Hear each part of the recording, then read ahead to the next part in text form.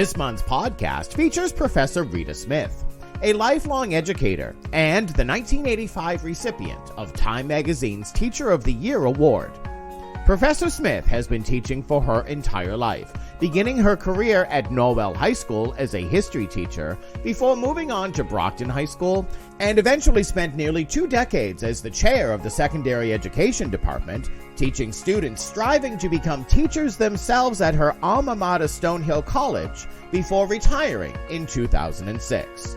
In this podcast, you'll hear the most important lesson Professor Smith ever learned as a teacher, which to me was the most important lesson that I could have learned as a new teacher, that it's the questions that matter most, not the answers, because answers change.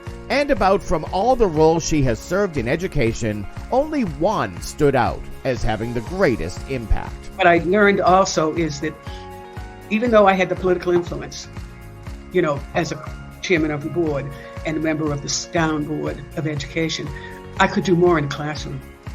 I could have a greater impact as a teacher.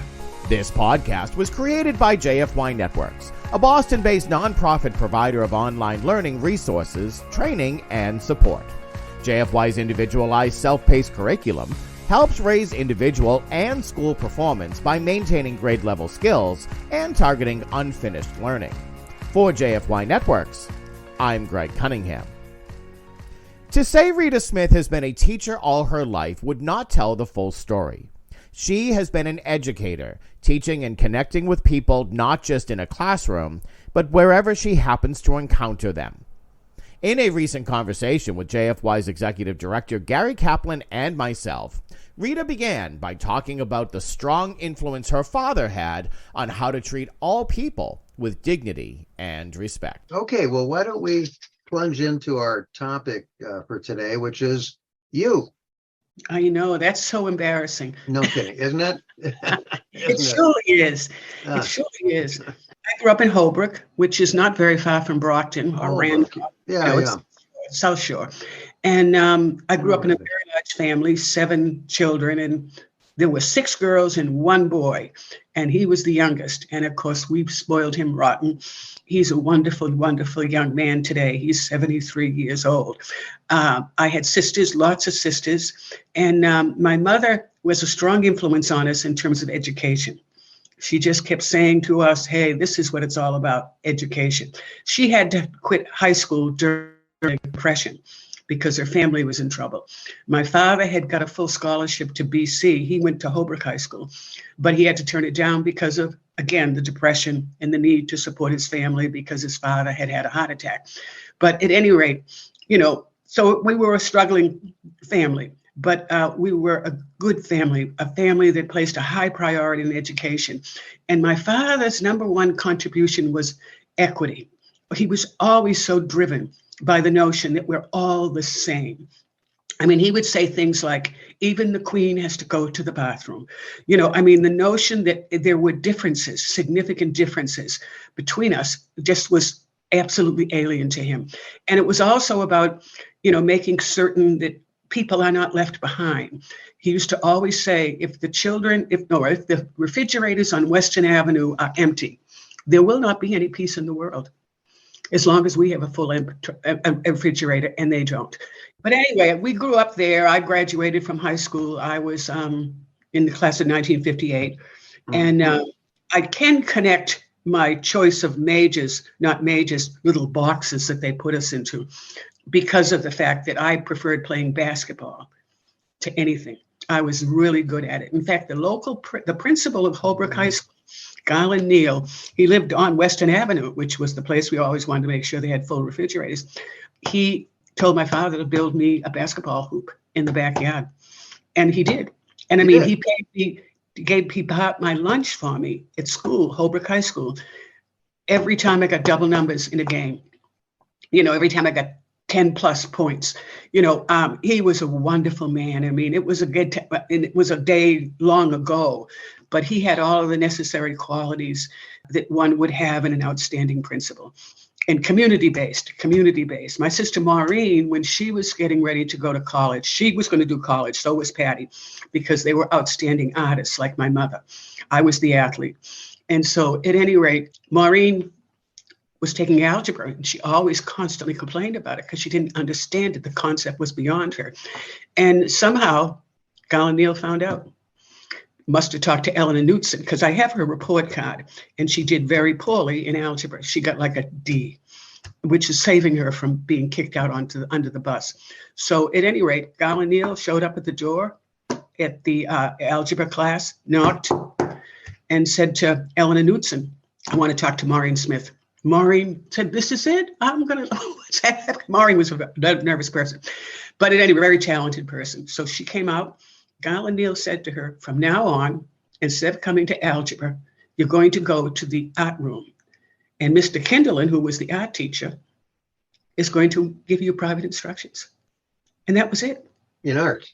In art. Maureen went on to art. She was an art professor. She built a strong business. I mean, she never stopped talking about Galileo because he had it in him to see differences. Yeah, and so he just excused her from math? He excused her from math, which meant he must have had to play with some figures on her transcript. Oh, sure. Yeah. But I mean, he just knew this is where she belonged. I mean, since she entered the Garfield School, which is the one-room schoolhouse on Pleasant Street where we lived, it was Maureen was the artist, and she just knew this is what she was going to do, and that was the only reason she wanted to go to college, so that she could be a professional artist. And he made it possible. He made it possible. Where did she go to college? She went to the Boston Art Institute of Boston. It's got another name now. Yeah. It's affiliated with Lesley University or something like that. Right. It's a great place. It didn't give out degrees, by the way, in those days, so that he probably didn't have to phony up the figures because they didn't get degrees. Later on, they affiliated with some university and stuff like that. Yeah. So they give it out. But no, she was my sister Patty too. My sister Patty went to that same school. My mother, this is what my mother did when my father died. My mother was never able to graduate high school because of the Depression. My sister Maureen was teaching at the Art Institute of Boston. She went to the guy in charge. She said, I'd like to bring my mother here. And he said, I'd love to meet your mother. And she came and she went to school there for 2 years. She was this elderly woman amongst all these wild and crazy college kids. Here she was being their mother at the same time too, in college. Wow. And she never graduated from high school. People could do things, but he never let them, quote, prevent someone from spreading their wings and soaring. And that's what Galileo did for my family and for me. I was just about to graduate from high school. Which was about 18. I was about 18. Yeah. It was second semester. It was April. Yeah. And it was a tradition. I was in the commercial club, or the commercial course. Back in those days, women had very few options. You know, we could be a teacher, a nurse, a secretary, or a social worker. I wanted to play basketball. And so my route was going to be do this commercial stuff. And then, you know, who knows? But at any rate, I went on this field trip to the John Hancock building because they were going to introduce all of us. And the bus was full because this is all that girls did in those days, in the 50s. Sure. We were to go to the John Hancock and see our future. Well, we rode on the bus and we sang 45 bottles of wine. Did you ever sing that song? Oh, we did all the time. We just loved to sing songs. Yeah, I remember that. Ride on a bus because ours were like you could walk to school. So that was the extra thrill to be on the big yellow bus. So we got there and we were able to miraculously, and it wasn't a miracle then, it was just the norm. We parked right in front of the old John Hancock building. On Berkeley Street. On Berkeley Street. So anyway, I'm the president, step off the bus with Anna Damon. She was my teacher. And we stepped out into the office and into the entrance to the building. And of course, we're oohing and ahhing all over the place. And then the next thing you know, we were given our first ride on an elevator. I mean, this tells you. That's your first ride. First ride in an elevator. We lived in Holbrook. You know, but again, you got to emphasize that was in my lifetime and I'm still here. Do you know what I mean? And so that tells you like change does take place. You know, sometimes we don't even see it. We're so busy angry, you know, but at any rate, I got on the elevator. Everybody's talking about the ears popping and we went up and up and up and up. And then the doors just opened and I saw my future. world's largest typing pool. Mhm. And those were manual typewriters. And all these women were sitting there with their shoulders back, and they had red lipstick on, and they had red fingernail polish on, and they were just pounding away on these manual typewriters. I said to myself, oh my God, what have I done? This is not where I'm going to come. So I got on the bus. I didn't cry there, but when I went home, I cried, but to my mother. And I said, Ma, if you send me there, I'm going to die. I will die. I will absolutely die. They had a little room where it's like a size of a closet where the women could go in and smoke, because you could smoke in those days. Oh, and it was full of smoke, and it was just butts of cigarettes with red lipstick on them, and they were all crushed out because they had to get back to their typewriter. So when I got home, I said to my mother, Ma, please don't send me there because I'll die. Well, God loved my mother, even though the Irish Catholics didn't accept her. My father, being Irish and Catholic, had lots and lots of Catholic priests because they were Irish in the family. It was their only way to get ahead. And so at any rate, my mother called this priest who was my father's cousin. He called Cardinal Cushing. He had a school named after him in Brookline. It was called Cardinal Cushing College. And they had a program there where they would prepare women, of course, because it was just all women, to be teachers of shorthand and typing, the subjects that I could do. And I would have a degree so that I could teach, but I would only be teaching, these things because they were thinking that this was going to go on and on and on, that this is where women were always going to be, always going to be. They were never going to be able to be in the mainstream. I mean, this is my lifetime. This is my lifetime. And we're talking about 1958, 59. 1958, 59. Yeah. So at any rate, I went to that school and I was there for about a year. And but then they closed down. And so now where does Rita go? So my mother gets in the car. She had finally got her driver's license, which was not something most women got then. No. But at what age did she get her driver's license? She had to be in when I was 18. So she had to be in her 40s, somewhere in her 40s. But it was an unusual thing. And she had 7 kids. And all she had was a little red wagon that she could go uptown to the A&P and buy the food and bring it home. Kids would have to get out of the wagon while she carried the food home. So she didn't drive. But at this point in her life, she had gone up and got a driver's license. So she drove me over to Stonehill College. And Stonehill had to change. See, because that's what it's about. It's the have to change, to change. We have to see it, and it has to touch us personally. Why did Stonehill have to change? Well, they had been an all-male school. Right. And now the Korean War wiped out a lot of those young men. Right. And so they had to take in women. They had to take us in. They had to fill the seats. Yeah, that's right. The first woman that was invited, she's always in every Stonehill College photograph. And they never lose sight of that. And they want people to know that history. The first woman was Brenda Monsey, who became my good friend, her older sister, Elise Monsey. And she was the very first woman accepted into Stonehill College. And she was the only woman there. But at any rate, by the time I was 58, and they still had empty seats. Yeah. And so they took me in. I just was able to go forward with my sophomore year, junior year, senior year, and graduate from Stonehill College. In what, 62?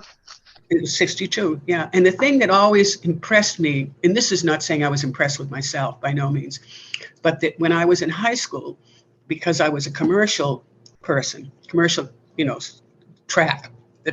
damn tracks, I was not able to go to the library. They didn't give us library passes. Why would somebody in the commercial course go to the library? I mean, they can read, but all we did was write bread and butter letters. We would spend an entire class about how to fold a letter perfectly so that you could send it out as a secretary.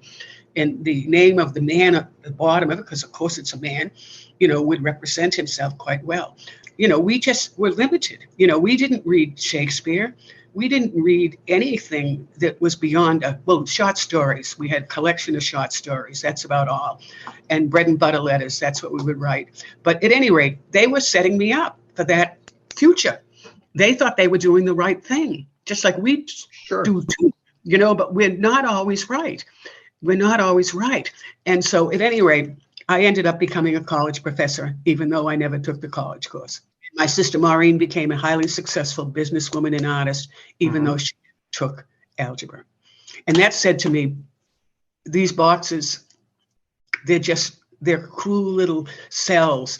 And it's not so much they don't have the on the paper credentials, because you can find your ways around it. I've always pretty much lived my life back door. I love back doors. I always look for the back door. There's, and I teach my students that when I was at Stonehill, back door, back door. Front door, there's some problems there. Maybe the receptionist isn't going to be friendly to you, but if you come in the back door, it's the best way to get into some place and do what you want. So at any rate, no, I was proud of that. And I would emphasize that with my students, because when I was teaching at Stonehill, they had all gone through the college course. They took all those classes that I never took. Yeah. Yeah. And now here they were in college, and they're worrying about their future and what am I going to be when I grow up and how can I do it? And I'd say to them, hey, listen, I took the commercial course. They didn't know what I meant by that. I didn't take the college course, but I'm a college professor, and you can do the same. Go for the back door. Before you got to Stonehill, you were at Brockton, and then before that, you were at Holbrook, right? You taught. Oh no, Norwell. Oh yeah, I forgot about that. Norwell. Yeah, I did taught there. Yeah, my history. And it was in Norwell that you encountered the student that talked about the Pilgrims. John Stilgo. I got to go to Norwell to teach when I graduated, and again, it was a back door. The superintendent of Scituate was a cousin of my father's Irish cousins, and I'm graduating college, and I need a job. So my mother called friend, I shouldn't probably use the names, but he was the superintendent, and told him that Rita was looking for a job. Lo and behold, again, bingo, I got a job teaching at Norwell High School. I didn't stay there very long. Yeah, I didn't stay very long, but I got into the teaching there, and I learned my most important lesson in my first year of teaching, and it was on one day. I was teaching, and I was doing what I'm doing right now, just rambling on about all kinds of things, talking, and every now and then put something down on the blackboard, and these little people are sitting there quiet, doing what they're told. And there was one kid, he just didn't do what everyone else did. They just sort of sat silently and listened, and every now and then pretend to take a note. His hand would go up. He'd shoot his hand up. And as soon as his hand went up, my blood pressure, it just went up so high. I'm surprised I didn't have a stroke, because this was a kid that I knew was smarter than me. And I said, Jesus, I'm supposed to have all the answers, because I believed teachers had the answers. That was my mistake. John taught me an important lesson, that it's the questions that are more important than the answers. He asked me a question, and I'm giving him an award for this. He doesn't know about that, but I've sculpted for him a piece of artwork. It's a relief of the inside of an Egyptian pyramid, and it's got an Egyptian figure on it. But then also I have Khan, maze. John read the same chapter that I did, but I read it 5 times. John looked at it, probably skimmed through it, and he saw that photograph, and he saw inside of an Egyptian pyramid. Yeah. And it was on the wall. Yeah. His question, why were the Pilgrims so surprised when the Native American Indians introduced them to corn? And I'm looking at him and I'm thinking, Jesus, John, I don't know what you're talking about. We're in the Crusades right now. We're doing the Crusades. Well, John demonstrated his superior intelligence, but at the same time, too, what he did is he said, but the Europeans, when they went to the Middle East through the Crusades, they got spices, they got silks, they got fabrics, they should have got corn, and they should have known about it. And I went like, my God, the bell rang, and I was so relieved, and I ran like hell out of there. But that's John. He went on to become a full professor at Harvard. He's been there over 20 years. He's written all kinds of books, he's just a very brilliant young man. And well, he's not young anymore either. He's 73. But I'm hoping to get together with him. I mean, I've every now and then I've bumped into him, like at a class reunion. They had a reunion because we buried a time capsule we were going to take up at their 25th reunion or something like that. And so John was there and I was there. I went right up to John and I said, John, I have the answer to the question. And he said, so? He always used to put his hand on his chin like this. He's just such a kid, man. He's just so smart. And I said, so I told him my answer. And he said, not bad, but not good enough. that question to this day hasn't been answered. It hasn't been answered. Why the Crusaders didn't bring back corn? Why were they surprised? There it was, because there are some people that believe that corn originated in Egypt. Think about that. We've always had it Mexico, and that's where most, the anthropologists and all the other serious historians have credited them. But there's a large group that says no, Egypt.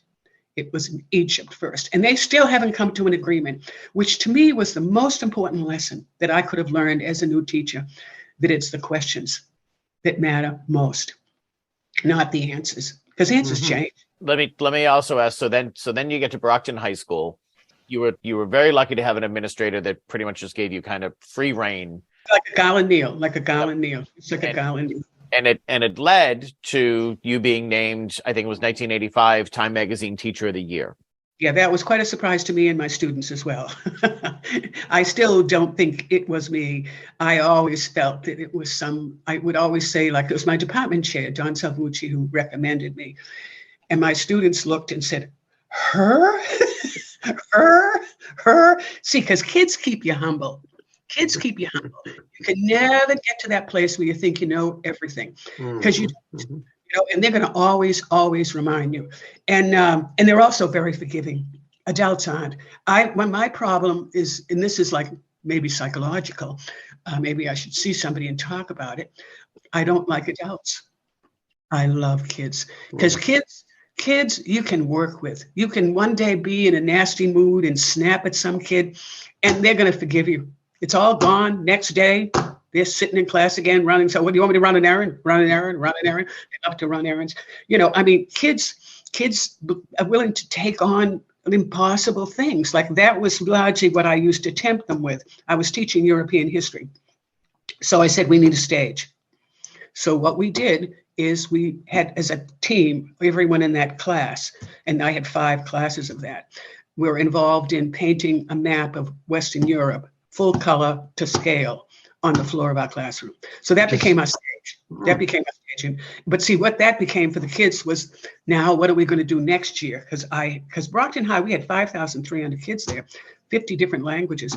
But kids, they just if they're doing something and they're loving it, it never worked very well for me with other teachers, because, not to say all other teachers, not certainly true, but they would say, well, why can't we do what we do in Professor Rita Smith's class? And there were a lot of teachers too who still felt that it's just the answer that's the important thing, and they just didn't know.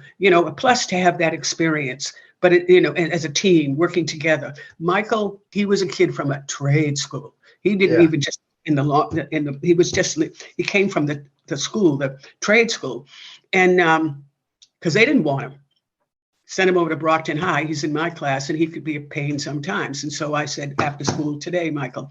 Michael came after school when these 3 young men who were my top students, they went on to become doctors and lawyers and all the rest of it.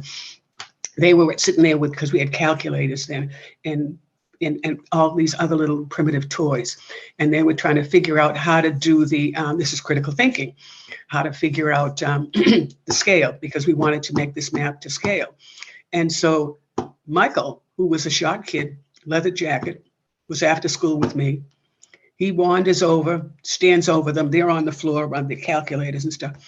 And these people had never talked before. Because they were in separate worlds. They were in separate classes. And so at any rate, Michael looked down and he said, what are you doing? And of course, they were silent at first. They were petrified. And then the next thing you know, they said to him what the problem was, trying to figure out the scale. And he just looked at them and he said, that's no problem. He said, look at the floor. And they're thinking he's going to put them down on the floor, face first. And he said, you got a natural grid system. Think about that. Tiles. Is that brilliant? How brilliant is that? Yeah. Michael rose to the occasion. He told them it was simple, and that's what they did. And one of them, Lewis, I won't give you his last name, who became a physician, and I think he's at, because I bumped into him once. He was at a hospital in Boston, Brigham and Women's. He got into Harvard, full scholarship, on an essay, which was the story of Michael. Michael, who taught them, who showed them, just like Michael, just like John Stilgo did with me. And it's like, it's just that just every time that would happen, you just take a deep breath and you say to yourself, whew, and you just can't get enough of it. You can't get enough. But anyway, Lewis got into Harvard on that activity. We went on to do other things. We did a maze. We started in the parking lot with a maze because the parking lot seems safe because they don't trust kids more often than not. They think they're going to make a mess. Yeah. And that is going to be the big issue. In fact, when we were getting ready to paint the floor, in my classroom, Chris Argus, who was my principal, and he was not principal, but he was a headmaster, and he was like a Galileo. And he just said, I called me on the weekend, and he said, Rita, he said, you've already bought the paint. And I said, no, I haven't. I'm going to do that next week. And he said, you have already bought the paint. And he repeated it 3 times. And so finally I got the message. And so I said, thank you. I mean, he would make sure, because he'd always say, first and foremost, we're here to have a good time and we're going to have fun. And so he just totally supported me in whatever I did. Because we did a lot of things. We did parking lots, we did living chess tournaments, and we just did so many things. That's why a lot of attention was brought to me, but it was my students. We did all those projects, and in the end, as far as I'm concerned, it was their hard work and their willingness to do it. Do you know what I mean? Their willingness to do it, because everybody else, it's impossible. You can't do that. They won't let you. I mean, imagine you're only 15 years old and already you've learned that they're not going to let you. So I say to myself, anytime a kid would say that, we're doing it. Because they live to be 55 or 65 or our age. Good God, imagine how boring they would be. They'll just be sitting in a corner barking at people, And so at any rate, we did a lot of collaborative projects. The living chess tournament was great. We performed it at we did it first at Brockton High to raise money for a scholarship for a colleague who had died. But then we were invited to do it at the National Council for the Social Studies Conference in Boston. So we were at the Sheridan. We had chandeliers on the ceiling. And all these kids they had to choose a particular historical or literary character from French history or from English history. And then they had to research the character. Then they had to make the costume, and they had to look at paintings, and they had to do it, according to history. We then put all of these characters on a gigantic chessboard. And then to move them around, my students, and to this day, I just don't know how they did it. They wrote the script. See, I always knew, John taught me that. I didn't know everything. And if you can look to your students, it was like when we were doing the maze in the parking lot, the medieval maze. I mean, Michael introduced them to a plumb line. Well, they had never before done. Everybody was plumb lining all over the place. The chart, boom, down it would go. And some of the markings weren't correct, so we had to change them, and then we had to start over again. But at any rate, no, my students, they did all that work because they believed. And I felt that was always, and I still feel that my job as a teacher is to be a mirror. They're going to look at me, self as I see them. And they're going to believe in themselves. They're going to believe in themselves. They're going to know they can do it. Billy, well, I'm not going to give you his last name, but when we were doing the chess game, Billy always had a stutter. Billy couldn't speak too much without the words coming out wrong, like President Biden. Billy was chosen by his chessmates best actor 2 years in a row. He had a shining moment. Sometimes a shining moment. And that's a shining moment. Yeah. But these projects that we did. I mean, believe me, I was keeping them filled with information. We did Copernicus, do the ceiling solar system. Why not do Copernicus up here and do it with fluorescent paint? And so you can put strobe lights on. Yeah. And then I played classical music, and they would stand up there in front of the strobe light, which was behind they were in front of a screen. And these crazy shadows would be coming. I mean, I wasn't crazy in the sense that I was neglecting the academics. But see, to me, if you're going to foster creativity, critical thinking, collaboration, communication, what I call the 6 C's, you do it with your methodology. And a lot of it's John Dewey anyway. It's experiential. But and again, if you're on a team, like I would never just have my advanced kids here doing it, and then my basic kids over here cleaning up afterwards. I had them always working together. So I take on a lot of kids, like about 150 of them. With 150 different kids, they learn very quickly that together they can do anything. And they too can contribute, that everyone can contribute. Well, no, this is actually very pertinent. You're talking about what they now call project-based learning. I think the field as a whole has just recently discovered project-based learning. Oh my God, yeah. Yeah. It's one of the latest great new ideas. But I don't know that, what you just said, that you combine students of different skill levels. It's not all the top kids or all the bottom kids. You put them all together, and then they can work together and they can all learn from each other. I don't know if that point of view is active in the discussions of project-based learning now.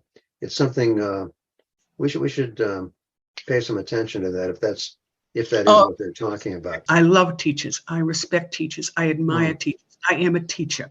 That's really all I've ever been, and I love teaching. But at the same time, too, some of them are still living in the past. That it's like each kid lined up alphabetically. Like John Stilgo, he sat in the back left-hand row because his name was Stilgo. That's where I used to sit. My name was Smith. Do you know what I mean? Yeah. I did that.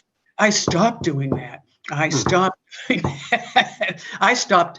And my whole approach to teaching changed because of John Stilgo, and then I could reinforce it again and again and again. I was really driven largely by my father. Like we all go to the bathroom. You just can't box people up, because I had also been boxed up and I didn't even know I was boxed up when I was doing the commercial course. I was busy playing basketball. And those kids, it's the same. It's the same. I feel very strongly. That's what most of my career was about. Breaking out of boxes. Breaking out of boxes, getting kids to break out of boxes. I remember when I was at Stonehill, which was really fun too, because I taught at Stonehill. Again, these kids are in college now, so they're sophisticated. And, they don't play anymore. And so I like to play, and I never gave it up. And so I taught a course called Common Ground. It was a general studies class. And my principal reason for doing Common Ground was because of the fact that these kids were going to be teachers, and the world had changed. Even though their personal worlds hadn't changed, their mothers and grandmothers' worlds had changed, because they had fled Boston during busing, and they went into the suburbs, like Situate is, what do they call it, South Boston with trees. So they got out of town as fast as they could. And these kids grew up in very white worlds. They grew up in Norway. And so they came, to Stonehill. Stonehill now is a very, very diverse school. It's advanced. Again, change happens. Change can happen. It's not a reason to ever quit and give up. But at any rate, they were going to be teachers. And so I established another program. So because again, it's that whole experiential thing, John Dewey. I established a program at the Messiah Baptist Church in Brockton, which was downtown Brockton. And most people in the suburbs don't even go to Brockton because they think, oh my God, they're going to be just looted and plundered, and they're going to die. They're going to die. So I brought those kids, and many of them had come out of Catholic schools, and they were coming to Stonehill. And it's a very safe place. It's a beautiful, beautiful campus. It's like in the suburbs, it's got trees all around it. Everything is safe, But at any rate, I set up a program called the Wednesday Academic Club for Kids. And it was students of mine that set it up. She called it WAC, Wednesday Academic Club for Kids. And we would go there every Wednesday. I would always go because I knew their parents would be uncomfortable. So I would go. And then also Frances Pina, who had been a student of mine at Brockton High School, going way back to the days before even the new high school was built. Her husband was a police officer, and she went to the Messiah Baptist Church. So she was the one who encouraged me. She wanted me to go to that church and do something with the kids. So they opened the church up to us. And so Frances and her husband would come every Wednesday night as well. We did field trips. We got scholarships. We got grants, I mean, through the college, and we were able to provide for those kids these opportunities. But for my students, it provided them with the opportunity to discover the commonality of humans, that these kids are all the same. They have different backgrounds and different incomes. They may have different races, but they are one and the same and deserving of respect and equal opportunities. Which is something that your father had been saying back in the 30s. Absolutely. And that again is I think part of the mistake that we make in not just in education, but especially in education, is when we track kids, stick them in boxes, we just cause them to just think less of themselves or maybe a little too much about themselves. And so, especially in a country like ours, how we talk about, well, we're divided. It's no surprise, from the time they enter school, everybody's broken down into little groups. They don't do it as much anymore. Now they've opened up, and they have the curriculum frameworks, which are wonderful. That was going on in the 1990s. Yep. What were you doing at that time? I was teaching. 93. I was at Stonehill. I was teaching at Stonehill, So, and I was very troubled by that. You were, because I had the privilege of being able to decide on my own curriculum. I could get my own textbooks. I was into, critical thinking in the 70s, and every teacher was a teacher of reading, and every teacher was a teacher of writing, and so we had those movements. Things were breaking. Things were starting to break, but at the same time, too, the tracks were still there, and so that became my mission. But since then, schools have detract, but they still pigeonhole kids, and they're in boxes, and they don't think well of themselves, and they don't think they're capable of this or capable of that, and but with the curriculum framework, see this. I read this morning in the Washington Post, and you should read it. It's the new curriculum frameworks for social studies. Now, when the curriculum frameworks first came out in the 90s, I said, oh my God, my poor kids are going to have to know all these things. And then I'm at the college and I have to try to get the history department to do this because it's on the frameworks. And then the teacher test is going to test them for geography, and they don't offer geography, and so it was a challenge, but I did what I had to do to make it work for the kids so that they could get their credentials and go on and teach. But at the same time, too, I was troubled by a lot of that, because when I was a teacher, my grades counted. If I gave a kid an A, it really was an A. If I failed a kid, they really did fail. Do you know what I mean? And now their whole life, their whole future depends on that test score. And it just didn't make sense to me. And I'm thinking about the Michaels of the world, Billy's of the world, how are they going to handle this? I still don't know how they handle it. I still don't know how they handle it, because, it's just, if you've taken the college course, you're going to do okay. Yeah. But if you haven't, you're still going to be in trouble. You're still going to be in trouble. But the new frameworks for social studies, I love them. I just couldn't believe that I found myself saying that this morning. And I said to myself, I'm so glad it happened to me today, because then I'm relevant. I can talk about the frameworks. Because I kept saying, I'm just talking about the olden days. I'm talking about when I was teaching. Do you know what I mean? Like, that was so long ago. And I'm thinking, like, why? What's the purpose here now? What's the benefit? Why should anyone listen to me? But I'm telling you now, they're revised, and they include much of what I was not introduced to when I was learning to become a teacher. We didn't do anything with. I was a history major. Now, wouldn't you think I'd know about June 19th? I just learned about that. Tulsa, Oklahoma. Did I know about that? Nobody ever taught me that. And I mean, now granted, I've read a hell of a lot of books, but I didn't. But I was shocked. This entire community, Wall Street, and it's burnt to the ground. And I didn't know that. I didn't know about that. I just learned that Rhode Island was a slave state. But I mean, I'm not blaming the people that wrote the textbooks. But the things is about the curriculum frameworks. If the textbooks are aligned with the curriculum frameworks, then there's a better chance that kids all over this country, regardless of whether they live in the South or they live in the West or they live in New England, and the same story is going to be more complete. So I want to ask a question. If you had to do it all over again, Would you travel the same path that brought you to where you are today? In a New York minute. And I mean, I'm embarrassed to say, that I'm obsolete. I mean, I'm not really fully obsolete, but at the same time too, that's the past.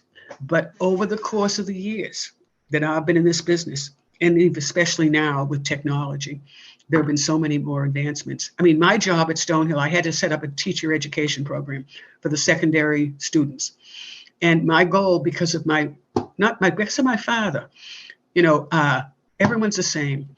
I established, a teacher education program that promoted, equity and, people working together and respecting one another.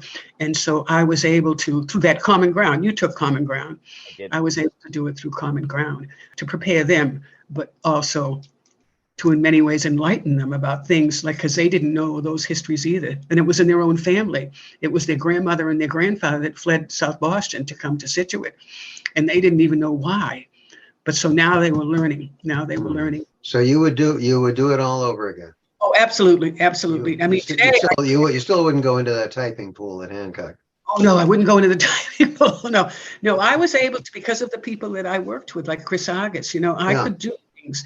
And that was, to me, the beauty of, the other thing I did is I ran for a school committee in my town of Holbrook. Elected, and I was the chair. 2 stories on that during the blizzard of 78, which I can't wait to come back here because we need students in my neighborhood, kids in my neighborhood knew that I was the chair of the school board and I had the authority to call school off. So whenever there was a storm, they brought buckets and buckets of snow and piled it up in my driveway, piled it up in my sidewalk, because they'd keep me locked up because I couldn't get up.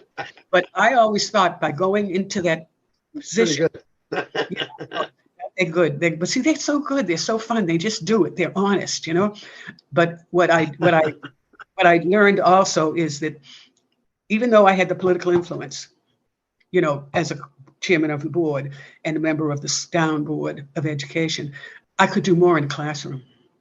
I could have a greater impact as a teacher. Oh, really? Oh my God, yes, on the world. Because if I change one kid, if I open up and they, they're enlightened in the way that John enlightened me, I've changed the world. But in boards of education, we had a good time. You wouldn't believe how much money I put into the field trip account. Every time the budget came to me, I put a lot of money into that field trip account because that's, to me, again, how they're going to find out. They're going to have to see it, feel it, experience it. But no, I would do it. There are so many more possibilities today, but I would encourage a lot of those women and those men to enter education. Not all of them, but just those that love kids and want to make a difference in their lives and in their community. You can make, it sounds like a Hallmark card, but it's true. It's true. I'm a product of that. If it hadn't been for Ellen and Anna Damon organizing that field trip to take us to Boston, where would I be today? Do you know what I mean? Where would I be today? I wouldn't be here. But the bottom line is I love teaching. Jane Stalling, she's an educational researcher, very brilliant woman, lots and lots of articles. Her son bought a restaurant. She did a training program for the waitresses in the health staff. Guess whose program I adopted in my teacher education program? James. I said, if you have a question to ask or you want to interact with that kid in the back of the building, back of the room, you can't even really see him, he's way back there. You're not going to stand behind a podium and shout out, "What's your name?" You go to him. Like the waitress goes to them, many times, and you anticipate and I did a lot of that. And all my students, most of them, they waited table. And so all I'd have to say, because it's a relationship, it's a connection, a human connection. You got an opportunity, you can just be a constant learner. I now know more history than I knew when I was teaching history because I was relying on textbooks. So I know if in the 21st century I started teaching again, wouldn't use textbooks. I used Edward Fenton. I don't know if you're familiar with him. Edward Fenton had Western civilization and he had concepts. He worked concepts, the characteristics of Western civilization, like nationalism. And when we did nationalism, we did World War II. So I could step out of the box. I could step out of the box of the textbooks, and I wouldn't really even deal with textbooks except to critique them, with my students today. Well, I think we have covered a lot of good ground today. We could go on for another 3 or 4 hours. Well, Rita, again, this has been really fascinating. Thank you so much for sharing all of this with us. You've really patiently listening, because it's a lot of stuff, but I loved what I did. I loved what I did, yes, obviously. Yeah, but I want to thank you for your commitment to education and what you're doing. You told me a little bit about the different programs that you have, skill development, and how it gives to teachers those opportunities to diversify within their class. Whereas when I used to try to get my students to come up with different strategies for different kids, it's asking too much. Rita, thank you. We would like to thank Professor Rita Smith for joining us this month on the JFYNetWorks podcast.